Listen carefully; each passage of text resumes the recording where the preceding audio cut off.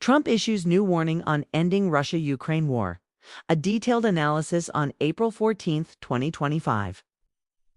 Former U.S. President Donald Trump intensified his rhetoric concerning the ongoing Russia-Ukraine conflict, labeling it as Biden's war and asserting that such a conflict would not have occurred under his leadership.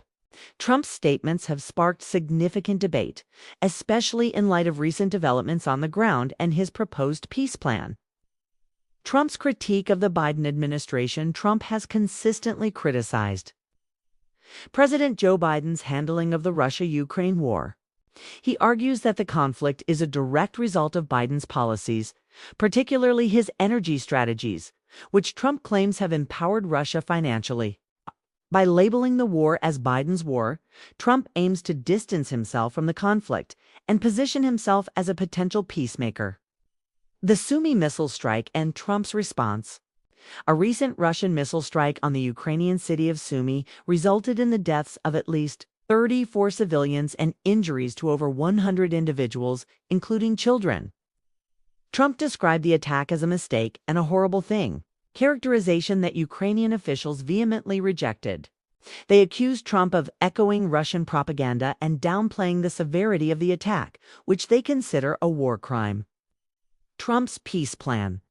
Key components. Trump's proposed peace plan includes several controversial elements. Ceasefire along current front lines, establishing a demilitarized zone along the existing lines of control, postponement of Ukraine's NATO membership, delaying Ukraine's aspirations to join NATO for at least 10 to 20 years. Security guarantees, offering U.S. security assurances to Ukraine, potentially including increased arms supplies. Recognition of Russian sovereignty over occupied territories, acknowledging Russian control over certain Ukrainian regions.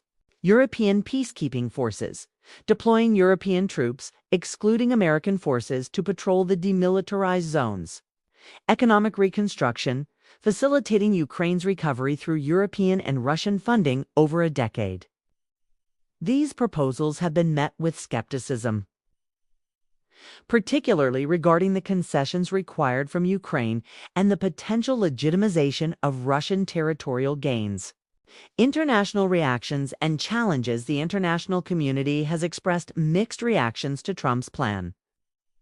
While some European leaders appreciate the emphasis on diplomacy, others are concerned about the implications for Ukraine's sovereignty and the message it sends to aggressor nations.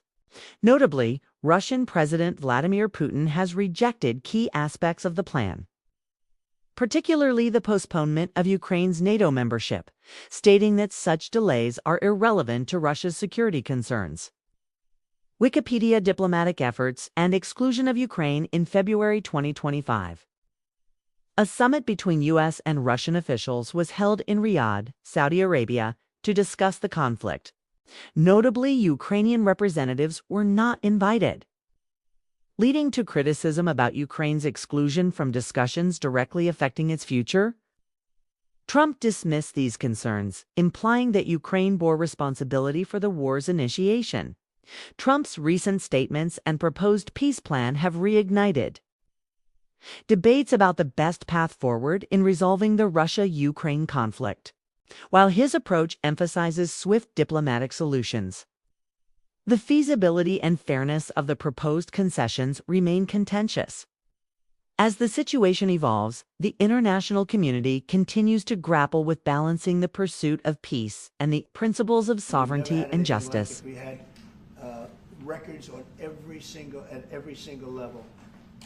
But very important, the policemen. The policemen are joining forces now. That we're having a hard time with policemen because we weren't protecting our police. Yeah. And we cherish our police. The police are great, and the firemen and everybody else. But we have the highest numbers that we've ever had, the most enthusiasm. Great enthusiasm and on trade and other things. We're doing great. We're taking in billions and billions of dollars. We made 2 weeks ago, I gave them a little bit of a pause because, you have to show a little flexibility, but we go back to what we have to do. The markets have been very strong once they got used to it, but we were losing $2 billion a day There's no company big like this. This is the biggest deal ever made. Now we're making $3 billion a day. We're a great country, but we had stupid people running this country, and I can say it. But what they've done to us at the border should never and can never be forgotten. It's a sin, what they did, and you are helping us out, and we appreciate it. Actually, what you're doing with the border is remarkable. It has dropped, what, 95%? It's incredible. As of this morning, 99%, 99.1% to be exact. Why are those numbers not in the media?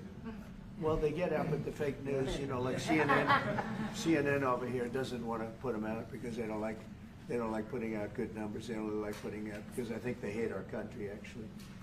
Yeah, but it's a shame. You're right. Isn't that a great question? Why doesn't the media? Why don't they put out numbers? Yeah, 99%. I mean, it's crazy, right? We're doing It's great. a crazy turnaround. Christy, could you maybe say a couple of words about the border? How we're doing? You know, it's just been absolutely phenomenal what a great leader can do. Clear direction. Our laws matter. We should only have people in our country that love us, and the Border Patrol and our ICE officers and law enforcement officers have done fantastic work. So we're proud of them. Now we just need to get the criminals and murderers and rapists and dangerous gang members and terrorist organizations out of our country. So, Mr. President Bukele, we thank you very much for your partnership. It has been wonderful for us to be able to have somewhere to send the worst of the worst and someone to partner with. And we'd like to continue that partnership because it's been a powerful message of consequences. Mr. President, you wanted people to know that there was consequences if you break our laws and harm our people and endanger families. And this is a clear consequence for the worst of the worst that we have somewhere to put them. Thank you very much. Yeah, we even had this gang member from Venezuela, one of the ones you sent, and we interviewed him just to get some information, etc. from them. And he said, oh, well, I got arrested 6 times, but they released me the 6 times, so I should be released again. And then we said, well, what's the last thing you do? And he said, well, I shot a cop in the leg, but I didn't kill him. I just shot him in the leg. And we're like, this guy was arrested 6 times here in the United States, 6 times. He was released 6 times, and in the he was released 5 times, and the last time he was sent to El Salvador, right? So he's not getting released. But the last time he shot a cop, actually, and he shot him in the leg. So these are, like you said, yeah, there's something broken. It's the liberal establishment, but they're not running things anymore in this country, and we're run by, and I don't say conservative, I don't say anything, we're run by people with great common sense. Yeah, common sense. Because it's all common sense. Yeah. It's not liberal conservative, it's common sense. Exactly.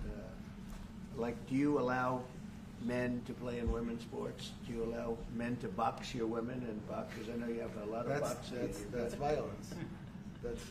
That's abuse of a woman. It's abuse of a woman. Totally. But we have people that fight to the death because they think men should be able to play in women's sports. And some of those sports, it wouldn't matter much, but it still matters. But some of them are very dangerous for women. Some years ago, like you said, a decade ago or so, women rights movements were pressuring so that we enacted specific laws to avoid men abusing women.